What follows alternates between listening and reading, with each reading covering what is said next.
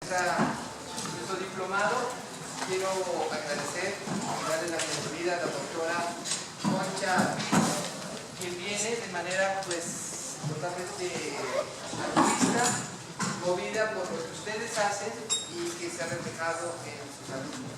Ella estaba comentando que visitó este taller hace aproximadamente 4 meses más o menos, y bueno, pues le movió mucho lo que ustedes hacen con sus alumnos. Entonces, le damos la bienvenida y le agradecemos a nombre de todos.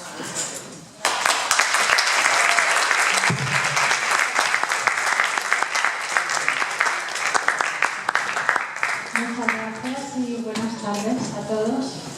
Quiero dar las gracias a Lenis y a Mónica por haberme traído una carta lluviosa a la orquesta, a haberles visto. Era en esta misma sala, vi a los chicos cómo tocaban y Lenny me dijo, ¿qué se te ocurre? Y le dije, uy, si te digo lo que se me ocurre, no te lo vas a creer. Se me ocurre que me encantaría medir el cerebro de los músicos, ver lo que está pasando con los niños cuando ellos estudian y poder aspirar a medirlo en toda la República. Eso yo creo que fue hace como 4 meses y aquí estamos. Entonces, antes de empezar, quiero presentar a las personas que me acompañan y que van a ser vuestros compañeros de viaje también. Rolando, de la Universidad Veracruzana. Adelante. Marco, de Puebla. Braulio, de Chile. Cristian, que no sé dónde está, pero que está por aquí cerca. Muy bien, ahora le vais a ver. Y 2 personas más desde Barcelona. En total vais a tener 6 personas dándonos soporte en todo este proceso. También quiero dar las gracias a los compañeros del Ministerio de Educación, especialmente a Rodrigo por haber venido a Salto el Caballo desde México. Gracias por venir, por el interés que el Ministerio ha planteado en este proyecto y esperemos realmente crecer mucho. Y dicho esto y sin perder tiempo, empezamos. Deciros que vamos a grabar todo en vídeo para que no os tengáis que estresar. Vais a tener todos los materiales que vais a ver aquí, las piezas musicales y todo en un campus precioso donde vais a poder acceder desde el día de mañana, así que mañana os mandaremos ahí, podéis empezar a acceder y tener ya la unidad número 1. Pero quisiera explicaros un poco lo que pretendemos en este proyecto y cuál es mi trabajo y cómo puedo ayudaros. Yo soy neurocientífica y estudié, me doctoré en Política Internacional en Salud Pública en España. Lo notáis por el acento, aunque ya casi no me queda, pero todavía me queda. Trabajé durante 22 años en Naciones Unidas en conflictos y en un momento de mi carrera yo tuve un break muy fuerte. Mi break era porque ya no podía aguantar tanto sufrimiento como había visto por todo el mundo. Y decidí investigar una cosa, en el cerebro me interesaba particularmente, era el origen de la maldad, por qué las personas eran malas y por qué le hacían tanto daño a los demás. Esa motivación me llevó a estudiar primero en la Universidad de Torino, donde me licencié en una especialidad que es suicidio y depresión profunda en adolescentes. Después de eso me fui a Harvard y estudié 3 años desarrollo temprano del cerebro en inteligencias no formales. Las inteligencias no formales son aquellas que no son ni la lingüística ni la matemática. Por ejemplo, la música está normalmente considerada como una hermana menor dentro de la inteligencia. Estuve trabajando en el laboratorio de Gardner. En nuestro laboratorio había músicos también. Uno de los músicos que había era Yo-Yo, con el que normalmente hemos trabajado en temas de inteligencia y sobre los perfiles relacionales del cerebro. Después de estar 3 años en Harvard me fui a Stanford y estudié un elemento en un laboratorio particular sobre cómo surge la empatía en el cerebro. ¿Cuáles son los disparadores de la empatía y cómo de la empatía pasamos al altruismo, a la compasión o a otros elementos? Cuando estuve en Stanford tuve muy claro cuál era el dibujo. Entendí que era lo que me había llevado a la neurociencia. Fundamentalmente era entender cómo nos podíamos relacionar de manera diferente y aplicarlo como no se había aplicado hasta entonces. Nuestras aplicaciones fueron primariamente a educadores. Así que a esta línea de la neurociencia le llamamos neurociencia afectiva y social, porque trata de las emociones y va aplicada directamente a la sociedad. La primera línea de trabajo nuestra es educar a educadores, exactamente lo que vamos a hacer en estos 4 días, intentar educaros para que vosotros podáis aplicar un programa completo, riguroso. Si la ciencia tiene algo exactamente como la música, es que no nos podemos comer una nota y no nos podemos comer ni un punto. Si decimos hay que hacer un cuestionario, lo hacemos y luego lo medimos, o hay que hacer un ejercicio y así podemos calcular cuál es el impacto de nuestras acciones. La neurociencia no solamente estudia la educación, sino que estudia también el bienestar de las personas. En mi trabajo, sobre todo en el trabajo desde la Fundación, que es la que está otorgándonos también estos materiales, es Wellbeing Planet, con el Dr. Davidson lo que hacemos es medir el bienestar. Vamos a medir cómo está vuestro bienestar, cuánto bienestar creáis en los estudiantes, qué pasa en las comunidades, llegando a entender que una persona no puede aprender si no está bien, si no se siente bien. Hemos investigado cuáles son los componentes claves del bienestar en el cerebro y esos componentes los vais a trabajar aplicados en la música. En Veracruz hemos hecho, en la Universidad de Jalapa, 2 abordajes aplicados a la danza y a las artes escénicas, pero este programa en concreto, incluso para cualquiera que hubiera estado en Jalapa, es totalmente diferente, porque hemos cosido la música. Hemos intentado traducir el cerebro de los músicos y de los perfiles emocionales del cerebro de los músicos y de los docentes a la neurociencia y ver cómo eso podía aplicarse de una forma más clara. La tercera área de aplicación de lo que vais a ver en neurociencia no solamente tiene que ver con educación y con salud, sino también cómo se integra en políticas públicas. Creemos que la música y la neurociencia tienen mucho que hacer para crear elementos de cohesión social. Por ejemplo, hemos visto en muchas orquestas, como las orquestas de Subin Meta o las orquestas de judíos y palestinos, que cuando los músicos tocan juntos son capaces de eliminar muchas dificultades que tienen en su cerebro y concentrarse en algo mucho mayor. Así que entendemos que la neurociencia y la música también tienen una función social, en tanto que cohesiona esto. Lo que vamos a hacer en Puebla es el primero de los trainings que haremos en la República. Y lo que vamos a hacer en la República es lo primero de lo que haremos en otros países. Así que tenéis que estar contentos porque vais a ser los pioneros de algo que va a ser importante, no solo para vuestros propio bien y el de las escuelas y el de la República, sino también para la enseñanza de la neurociencia y la música. Lo vamos a elevar a la construcción de un paper clínico. ¿Qué es un paper clínico? Es cuando 2 científicos investigan, empiezan a medir a los que están trabajando y llegan a conclusiones. Los llevan a métricas y eso puede ayudar a muchas personas que quieran usar la música no solamente como arte, sino también en la salud, en la educación, desde perspectivas políticas, o no sabemos hasta dónde llegaremos. ¿Hasta aquí bien? Ok. Ahora quiero explicaros cómo funciona este training. Vamos a estar trabajando cada día netamente durante 4 días, 4 horas y quito los descansos, porque eso es una cuenta, ¿verdad? Tiempo orgánico que necesitamos. Hemos previsto entre 1 y 2 descansos, depende cómo. Sé que muchos de ustedes queréis estar fuera antes de las 9 y voy a hacer lo mejor para que estén fuera antes de las 9. Vamos a explicar la estructura. En cada hora vamos a seguir un esquema que es común y se va a repetir cada hora. A esos esquemas les llamamos unidades didácticas. A lo largo de este curso ustedes van a tener 68 unidades didácticas. Esas 68 unidades es para que las apliquen en el aula, para que puedan hacer con ello neurociencia o neuropedagogía musical. Las unidades didácticas constan de lo siguiente. Tienen una pieza que siempre es un ejercicio de respiración, de atención y de concentración.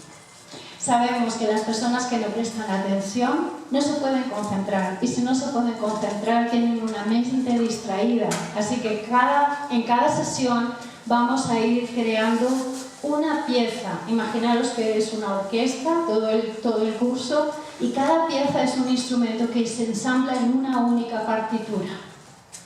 Esa primera pieza tiene que ver con ejercicios de respiración y nunca durará más de 10 minutos. ¿Okay? Una unidad didáctica, una primera pieza, 10 minutos. Segunda pieza, lo que llamamos en latín lección magistral. 20 minutos de la teoría, que estará aquí, puesta en una transparencia. E iremos explicándola, no más de 20 minutos. Es lo máximo que un adulto mantiene la atención. Tercera pieza musical, movimiento. Movimiento físico. Hemos diseñado en estos primeros 4 días 12 piezas de movimiento que tienen que ver con la respiración y tienen que ver cada una con la teoría. Cada clase además lleva asociada de manera transversal un valor que crea cohesión social. En los 4 días vais a ver 4 mundos de valores. En el primer mundo vamos a ver qué es hoy, cómo pensamos. Mañana vamos a ver cómo sentimos. El tercer día vamos a ver cómo nos relacionamos. Y el cuarto día, cómo nos significamos. Es decir, que tenemos un currículum construido con piezas y con ejes transversales tal como manda el modelo de las competencias. Exactamente igual. Otra pieza tiene que ver con ejercicios en pequeños grupos. Y entonces diremos, pequeños grupos, y nos tendremos que dividir en grupos de 20. Lo intentaremos no tardar mucho. ¿Por qué es importante que hagamos los pequeños grupos de 20? Vosotros vais a deconstruir lo que llamamos el ejercicio. Lo que habéis visto lo vais a deconstruir y cada 20 personas tendréis una persona asignada que se encargará de vosotros a nivel de mentoría y os dirigirá. Y finalmente un compartir final. Eso es una hora de clase. Lo vuelvo a repetir. ¿Ok? Unidades didácticas, 68. Un tema. Cada tema tiene un eje transversal y tiene que ver con uno de los 4 mundos que mandan el currículum de las diferentes competencias. Estoy utilizando el esquema de UNESCO, en el cual yo dirijo la dirección de competencias. Pensar, sentir, relacionarse y significarse. Tendréis también una pieza que es de respiración y de atención. Otra pieza que es teoría. Otra pieza que es movimiento. Otra pieza que es compartir. Y una pieza final que es ensamblarlo. ¿Hasta aquí todo bien? Muy bien. Eso es como el manual de instrucciones. Yo cuando empecé en neurociencia me hubiera encantado que me dijeran algo así, como lo que vosotros. Tenemos un esquema, lo llamamos escaleta, y os la vamos a mandar por WhatsApp, de todos los días, minuto a minuto. Así que nadie se desespere. La puede imprimir y la puede tener y decir, uy, han hecho esto. Es verdad, siguen el programa. ¿Ok? Cada día vais a ver 3 unidades que han sido creadas por nosotros. Y cada día, la 4ª unidad es la vuestra. La vais a crear vosotros. Es decir, que desde el primer día vais a ver cómo se crean unidades siguiendo este modelo y al final vosotros vais a crear una unidad y la vamos a ver de nuevo aquí. El resultado final le llamamos producto de la inteligencia. Y ese producto puede ser 7, 10 minutos, porque no tenemos más y quiero verlas. Queremos verlas. Entonces, cada día vamos a hacer el mismo ciclo, exactamente igual. Rolando, luego si eres tan amable, le pasas el programa en el WhatsApp a todos. Ese es el esquema de trabajo. ¿Acaba el curso en los 4 días? No, acaba de empezar. Los que me conocen ya lo saben. Trabajamos mucho material, muchas lecturas. Lo que vamos a hacer además, pasados estos 4 días, es hacer un webinar de descarga de materiales mensual, donde quien pueda y quien quiera puede sumarse y estaremos 2 horas divididos en grupos de 20 asistiendo a qué está pasando, cómo estáis aplicando las unidades y qué tenéis que contarnos. El WhatsApp siempre estará abierto. Ya habéis visto que hoy nos habéis dicho, no tengo teléfono, me pasa esto. Y había alguien, son ellos. Son seres que están para ayudaros. Eso es súper importante. Entonces vamos a tener 4 días de entrenamiento ahora, 2 horas cada mes para hacer un follow-up y de nuevo volver a vernos a final de curso para ver cómo ha ido, qué es lo que ha pasado durante todo este tiempo. ¿Está claro todo el proceso? ¿Hay alguien que tenga alguna duda? ¿O que se haya equivocado de orquesta? Ok. Una cosa súper importante, y es por la que también estoy aquí, y me vais a permitir que use la terminología científica, es para mediros. Nos interesa medir 3 cosas. No solo a nosotros, sino también a la orquesta y también al ministerio. Necesitamos medir vuestro bienestar durante el proceso, vuestros perfiles emocionales durante el proceso. Y para ello vais a recibir, igual que habéis recibido en estos días, un link simplemente para contestar unas preguntas. O quizás son solo 3 preguntas, contestarlas, porque a nosotros nos da feedback y podemos saber cómo lo estamos haciendo y qué está pasando. Con los resultados los vais a tener, pero al final de toda la investigación. Y con eso lo que haremos será la publicación de un paper que diga que estas orquestas en neuropedagogía musical experimentaron estos cambios. Creo que he intentado explicar la parte científica y la parte que tiene que ver con la formación. El resto es como vosotros lo apliquéis. ¿Cierto? Ok. Quiero preguntar algunas cosas, si podéis levantar la mano para responder, si sois tan amables. ¿Cuántas personas no son de la ciudad de Puebla? Levanten la mano. Okay. ¿Cuántas personas tienen más de 5 años enseñando música? Levanta la mano. Okay. ¿Cuántas personas son, aparte de docentes, tocan un instrumento? Levanta la mano.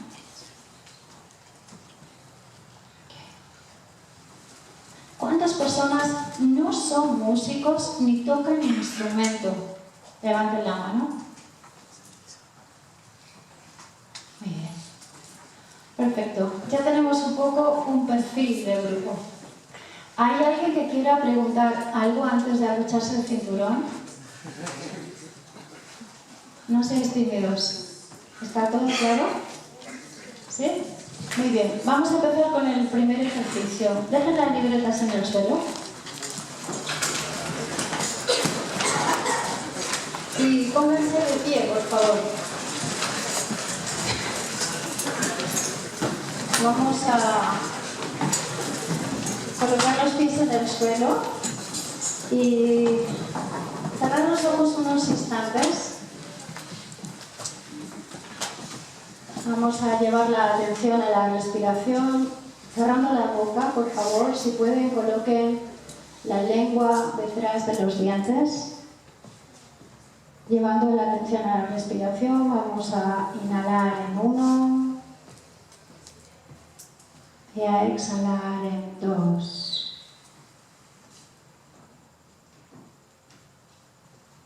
Inhalar en 2.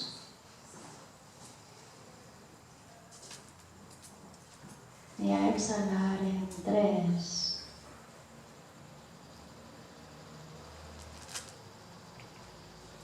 Inhalar en 3.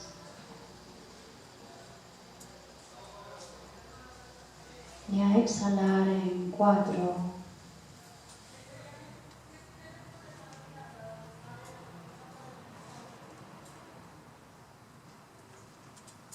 Inhalar en 4.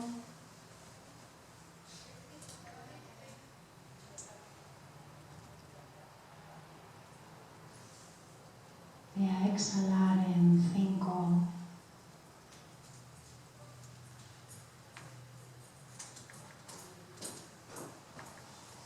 Inhalar en 4.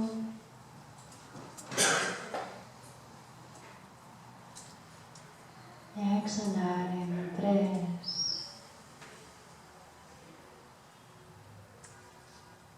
Inhalar en 3.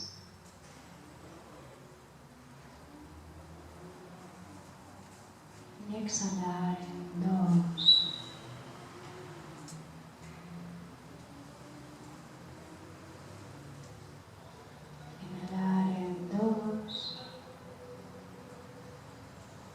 exhalar en 1. En la siguiente respiración, abre los ojos, inhalar y levantar el brazo.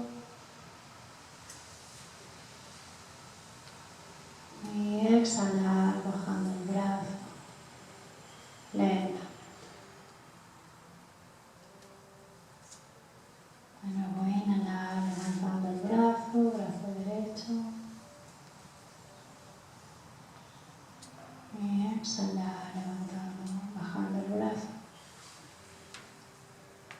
Cambiamos el brazo, inhalar, levantando el brazo izquierdo. Y exhalar, bajando el brazo izquierdo.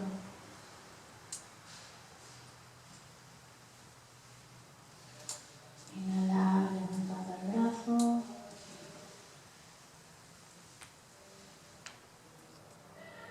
Y exhalar, bajando el brazo.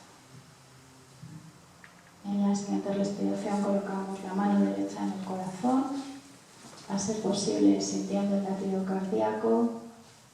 Inhalar, nuestro cuerpo se levanta, se estira y exhalar, sacamos el aire. Inhala, máximo de aire que puedas, siente el latido cardíaco y exhala suavemente. Y de nuevo inhala y exhala. Y amablemente nos sentamos. Fin del primer ejercicio. El ejercicio se llama llevar la atención a la respiración y voy a daros algunos tips en neurociencia. Sabemos que existe una correlación muy clara entre el cuerpo y la mente y el cerebro, que cada vez que nosotros movemos una parte de nuestro cuerpo lo representamos en el cerebro, en un área que se llama el neocórtex, y sabemos simplemente que tomarnos 3 minutos, entre 3 minutos y 5 minutos de respiración consciente genera neuroplasticidad. La primera palabra de la tarde, neuroplasticidad.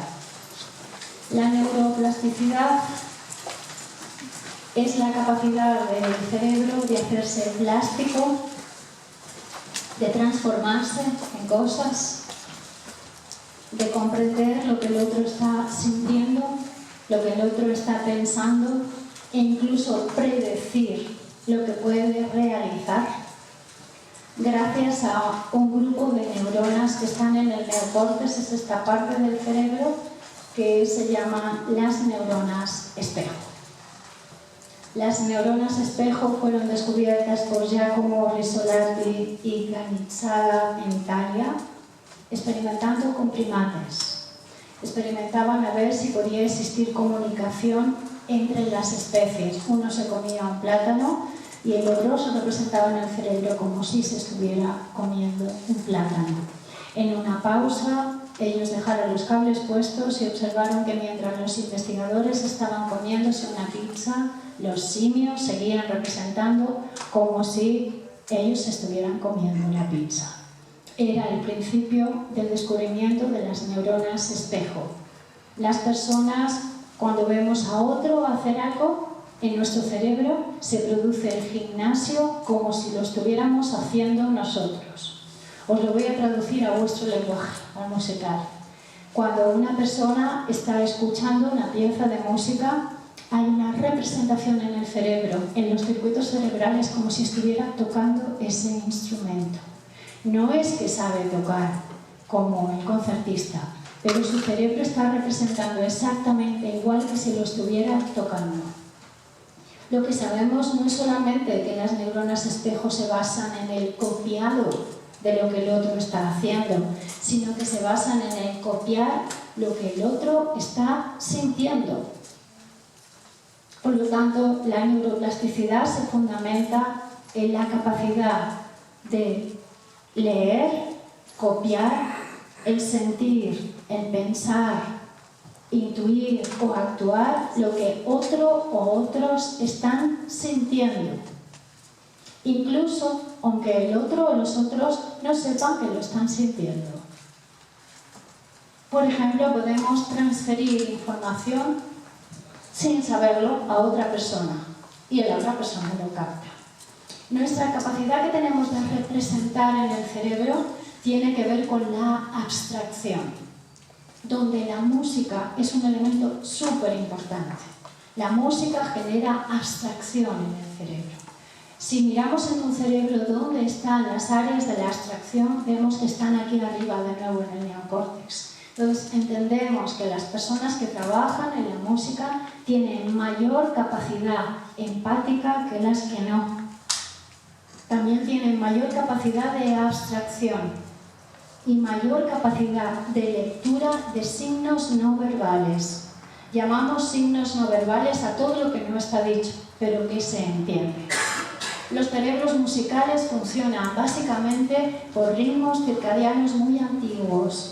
Hace miles de años, cuando estábamos en las cavernas y los dinosaurios iban, si salíamos nos comían, teníamos mayoritariamente un cerebro que llamamos el cerebro reptiliano. Ese cerebro se basaba en 3 mecanismos: un mecanismo de huida, si nos atacaban, un mecanismo de agresión, si alguien nos hacía daño, y un mecanismo de hacernos el muerto. Los 3 mecanismos de defensa. Cuando descubrimos algo tan importante como el fuego en la prehistoria, que marcó la evolución humana, lo que hicieron los humanos no era salir a crear negocios, empezaron a crear arte. Una de las primeras piezas más importantes en la prehistoria del cerebro es el arte. E hicieron 2 cosas fundamentalmente: crear ritmos y crear dibujos en las cuevas prehistóricas. Esa creación de ritmos, los ritmos más primarios del cerebro, están en la parte más antigua del cerebro. Y desde ese lugar nosotros podemos comunicar cantidad de cosas que ahora no podemos entender, pero que las comunicamos. Por eso los músicos se comunican por ritmos. Se comunican sin habla, se comunican a través de los sonidos que emiten. El ritmo no solamente está relacionado con lo que se oye, sino también con lo que no se oye. Así que cuando medimos al cerebro y el cerebro de los músicos, no solo medimos sus ritmos, sino también sus silencios. Ritmo y silencio marcarán la base del cerebro más primario. Más tarde, cuando ya salimos, con menos miedo de los dinosaurios porque se habían extinguido, entonces ya solo eran los mamuts y los tigres los que había que matar, creamos comunidades en tribus. Y esas comunidades, para celebrar y para representar, también usaron la música y el ritmo. Por lo tanto, cuando estudiamos la música en el cerebro, observamos que está, si esto fuera el cerebro en mi mano, en la parte más antigua y en la parte límbica del cerebro. ¿Cómo nos relacionamos? La música es un elemento de cohesión social desde la época de la prehistoria. Entonces, cada vez que queremos celebrar, usamos la música. La música es previa al lenguaje hablado. Hace muy poco tiempo, a nivel evolutivo, que hablamos. Antes lo que hacíamos era comunicarnos mediante expresiones faciales. Las expresiones faciales son diferentes signos en los cuales nosotros podemos leer el rostro de las personas y asociarlo con ritmos internos. Entonces, un músico lo que hace no solamente es tener buen oído, sino también predecir mediante gestos cuál va a ser el movimiento. Es imposible hablar de la música sin hablar del movimiento, del gesto y del ritmo, porque todo ello forma parte de la representación del cerebro. Tiempo más tarde, cuando seguimos evolucionando y tenemos neocórtex, esta área de aquí, el neocórtex es la capacidad de pensar qué va a pasar si hago una acción, reflexionar y tomar consecuencias antes de que eso pase. Por ejemplo, los adolescentes no tienen formado su neocórtex y muchos que hemos sobrevivido a adolescentes, no sé cuántos tienen hijos, yo he sobrevivido a 4, tú le dices no hagas esto, sí, porque no se graba en esa parte del cerebro. Hasta los 21 años no tenemos fijado el área del neocórtex. Pero hay algunos que tampoco se les graba con la edad y aún llegan a ser presidentes de Estados Unidos. su neocórtex tiene unos niveles muy bajos. Entonces podemos decir que hay 3 cerebros y en esos 3 cerebros la música siempre ha sido muy importante. En el cerebro primario, la creación del ritmo. En el cerebro límbico, en la creación de las emociones, de la memoria y del tejido social, la música une. Y en el tercero, en la capacidad de predecir el movimiento. Cuando nosotros desarrollamos el neocórtex, somos capaces de coger una pieza, improvisar sobre ella, hacer variables y crear. Entonces, las personas que tienen neocórtex amplio tienen esas capacidades de ir un poco más allá. Muchos de vuestros estudiantes tendrán áreas del cerebro donde son más importantes una que otra. Por ejemplo, percusión, primer cerebro. Vientos, áreas límbicas. Áreas de improvisación, por ejemplo, en el jazz o en el flamenco, ¿verdad, Rodrigo? Neocórtex. Neocórtex no hay partitura, no hay nada. Hay solamente, ahí te va, es un primer elemento importante en la neurociencia. Segundo elemento importante, epigenética. La genética es la ciencia que estudia los genes. La epigenética es la capacidad que tenemos de llevar a los genes de nuevo al principio. Todos somos hijos de un padre y de una madre, tenemos material genético común, pero no todos los hermanos se parecen. Incluso en pares de gemelos son diferentes. Lo que hace la epigenética es observar cómo podemos modificar la expresión de los genes para que haya variabilidad. Por ejemplo, no sé cuántos de vosotros saben que Mozart tuvo una hermana. ¿Lo sabíais? Bravo. Y era buena, bastante buena. Es decir, que en la genética de los Mozart había buenos genes musicales, pero no todos lograron la expresión de los mismos. La expresión idónea de los genes tiene que ver con 2 elementos en el cerebro: emoción y memoria. Aquellos músicos que saben regular la expresión de la emoción y la expresión de la memoria tendrán mayor capacidad de regular su epigenética. ¿Qué es la expresión de la regulación de la emoción? Saber reconocer lo que estás sintiendo y cómo relacionarte con ese sentir. En la música el sentir es súper importante. Emoción y sentir formará otra palabra que se llama sentimiento, que no es lo mismo. La emoción es la capacidad que tiene el cerebro de mandarnos mensajes para que nos movamos hacia algo. Y ya estudiaremos que hay 7 emociones básicas y 40.000 en todo el cerebro. Pero el sentimiento es la capacidad que nosotros tenemos de reconocer que una emoción se ha disparado y la sentimos en el cuerpo.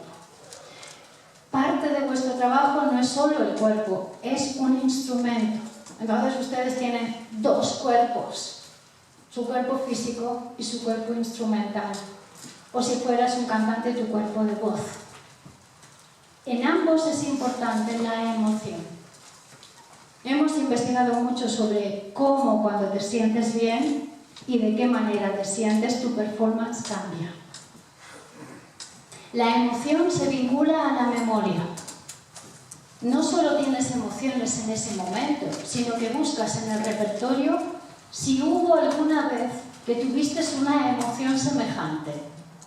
Que se lo digan al primero que se enamora la primera vez. Ya la número 40 ya es importante. Pero la primera vez es un estallido, porque nunca lo hemos sentido. Pues cada vez que sentimos una emoción muy fuerte que nuestro cerebro no está registrada, busca en los archivos de la memoria a qué se parece. No solamente busca en los archivos de la memoria vuestros, sino de todo vuestro material genético. Si hay alguien en la línea de vuestra familia que sintió algo semejante, si sintió el miedo o algo parecido, tú sentirás el miedo. Si sintió la pasión, si sintió las ganas de hacer algo, empezarás a sentir eso. Entonces la epigenética lo que hace es regular que la emoción sale y que busca un código de memoria. La capacidad de regular la emoción y la memoria hará que tengas una buena performance. Segundo componente de neurociencia. 1, neuroplasticidad. 2, epigenética. Tercer componente de neurociencia. Neurogénesis. Génesis es, de nuevo, volver al principio. Cuando nacemos tenemos un tejido de neuronas increíble. De hecho, muchos experimentos de los que hemos hecho en Harvard con bebés que tienen menos de 6 meses, hemos observado que los bebés pueden entender cualquier lengua del mundo sin hablar. ¿Sabéis cómo? Observando el rostro.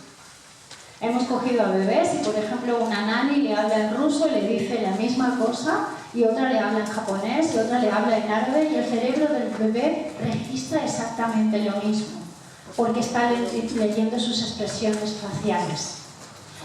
A lo largo de nuestra vida, sobre todo en los 3 primeros años, nosotros lo que hacemos es un podado neurológico. Vamos perdiendo neuronas, vamos perdiendo capacidades sinápticas y nos quedamos con muy poquito.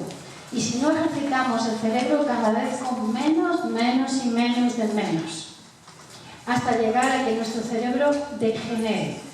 Muchas personas tienen enfermedades degenerativas porque sus bloques de neurogénesis han ido degenerando. La neurogénesis es la capacidad de volver a generar nuevas neuronas. Hasta hace muy poquito, hasta hace 20 años, es media hora en la historia de la ciencia, creíamos que las neuronas se perdían y no se recuperaban. Hoy sabemos que si se pierden, se pueden recuperar. Y es una muy buena noticia. ¿Y qué tiene que ver eso con la música? Ajá.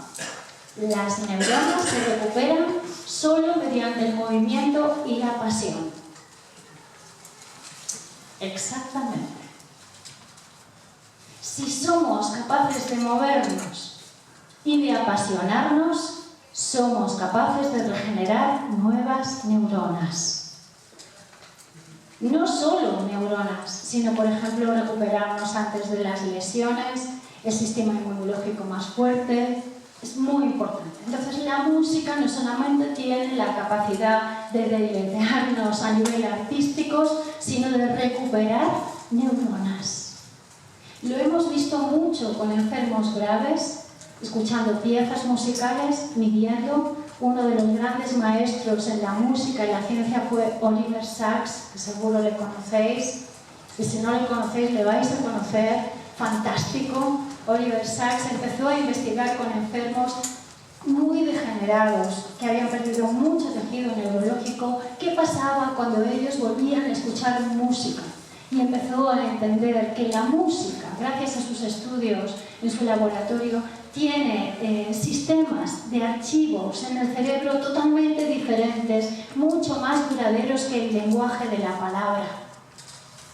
Y eso hace que la música sea mucho más interesante a la hora de estudiarla. Si además el músico realiza movimientos físicos, su fijación en plasticidad es más fuerte. Y por eso hemos introducido movimientos dentro del training. 3 componentes importantes que quiero que recordéis, y ya acabo los 20 minutos. Neuroplasticidad, epigenética y neurogénesis. ¿Listos? Muy bien, pues vamos al movimiento. ¿Nos vamos allí? Vamos a ir hacia el otro lado de la sala, si no tenéis que desmontar nada, simplemente vamos hacia allá.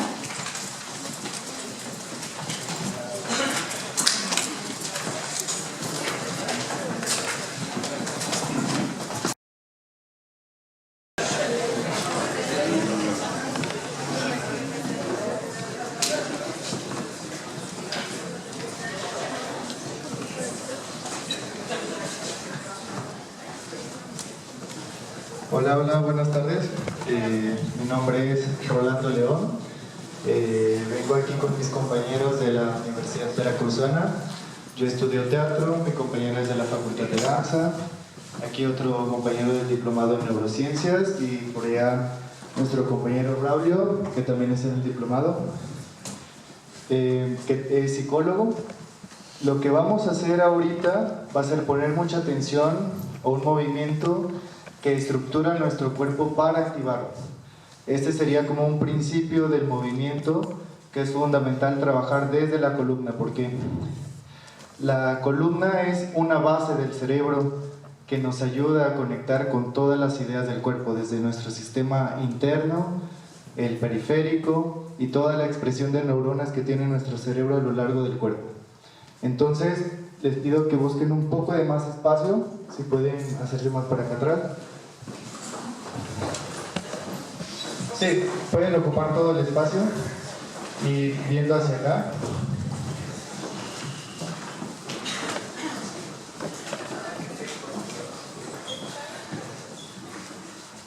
Voy a mostrar primero el movimiento y después voy a explicar cómo es que funciona, ¿de acuerdo?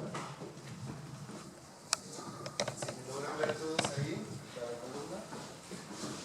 El movimiento busca una forma en 8. Si imaginamos el movimiento, es un movimiento circular, como si con las manos hiciéramos este movimiento, pero lo vamos a pasar a la columna. Entonces lo que vamos a hacer es como una serpiente tal cual. Vamos a ondular la columna.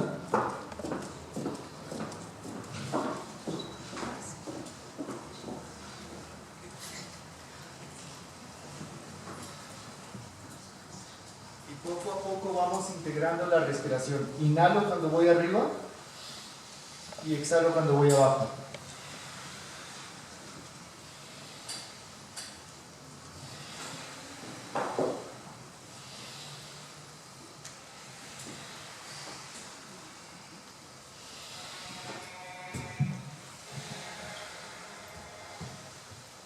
Esa es una parte del movimiento. Otra base que vamos a ir haciendo, vamos a poner una música para que lo podamos integrar de una manera más libre. Sería hacerlo hacia los lados, como si con mi pecho hiciera esta misma ondulación. ¿Sí? Puedo integrar, inhalar hacia la izquierda y exhalar hacia la derecha.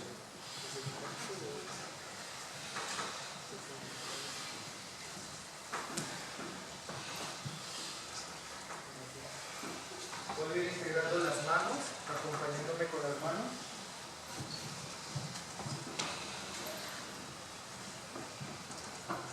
Y voy revisando cómo mis pies se van soltando. Simplemente no me aferro al piso y pongo atención en la respiración. Si puedo cerrar los ojos sería ideal. Mejor, ¿sí?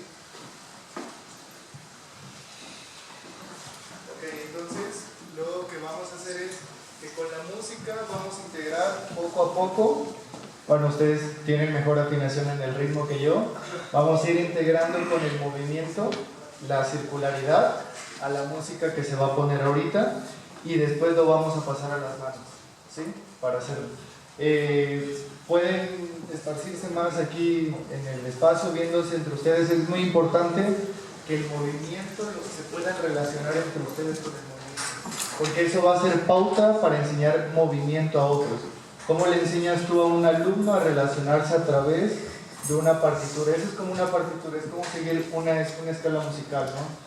Estás en do, entonces imaginen que es una base, la circularidad del movimiento, porque justamente nuestra columna de manera natural tiene esta forma, ¿sí? Bueno, yo les voy a añadir una cosita más. Como estos son ejercicios que nos funcionan para el cuerpo y para la salud, vamos a enfocar también nuestros pies, que los pies sean en paralelo y estén alineados con nuestra cadera, más abiertos, como que si no tenemos como un entrenamiento no es necesario utilizarlo porque las rodillas se lastiman. Entonces como que pensar en nuestras caderas y los pies abajo de ellas, no más abiertos ni más cerrados.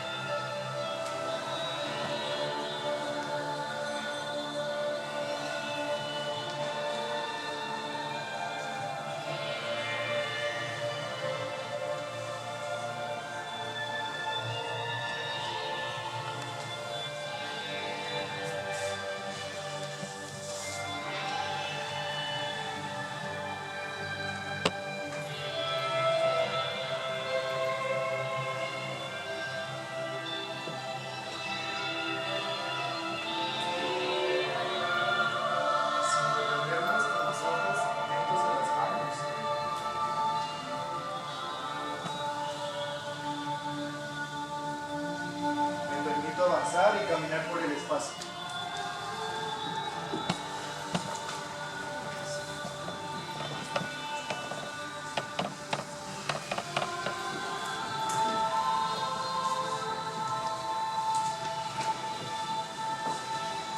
Que la caída sea muy lenta, lenta, lenta.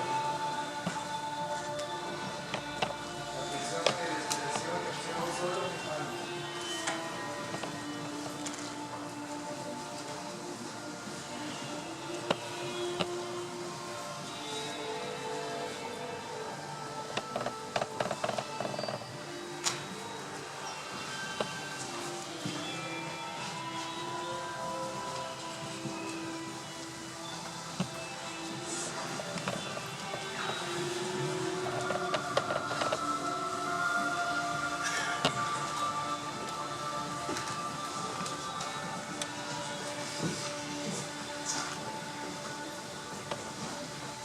Sin detenerme y sin detener mi respiración, los llevo ahora de manera lateral, como si estuviera dibujando en el espacio.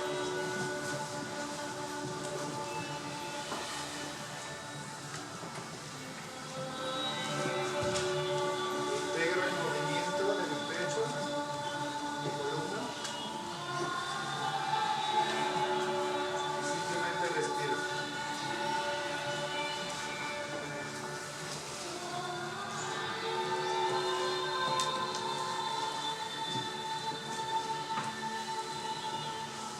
Cerramos los ojos y experimentamos.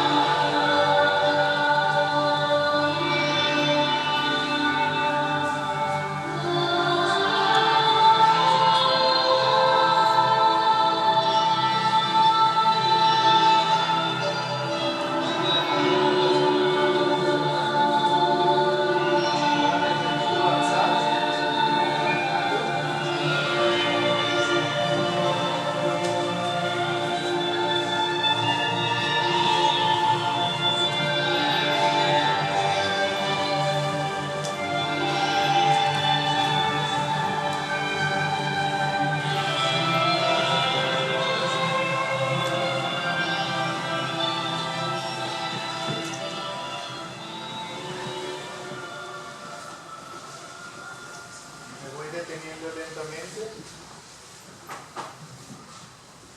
Atención a mi respiración. Cierro los ojos.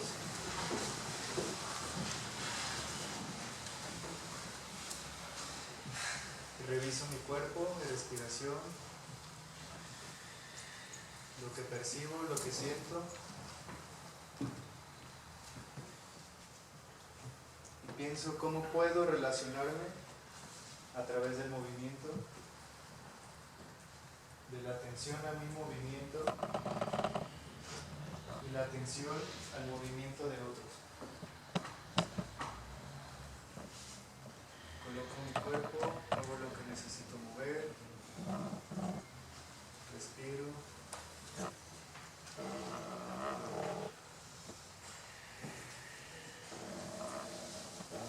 Y a mi tiempo, cuando lo necesite, abro los ojos.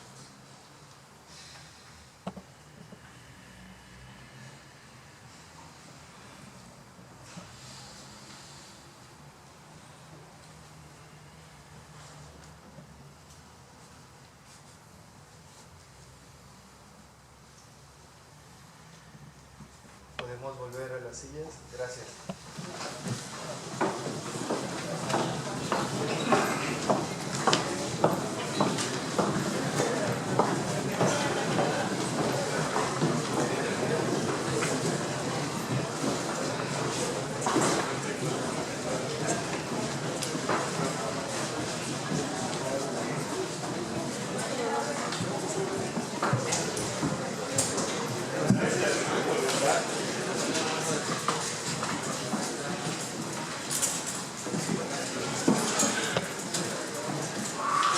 Ahora vamos a formar equipos de 4 y lo que vamos a hacer durante exactamente 7 minutos es hacer un resumen sobre qué ha sido lo más significativo que habéis aprendido en esta primera hora. La estructura de la unidad es la teoría, la respiración, el movimiento y el compartir en 4. Y después vamos a hacer un ensamble general en torno a una palabra clave. La palabra clave es la humildad. ¿Qué? 4 personas, 7 minutos. Vamos a ver.